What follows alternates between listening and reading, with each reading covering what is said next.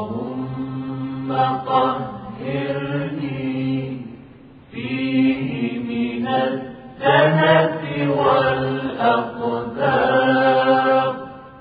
وصبرني فيه على كائنات الأقدار.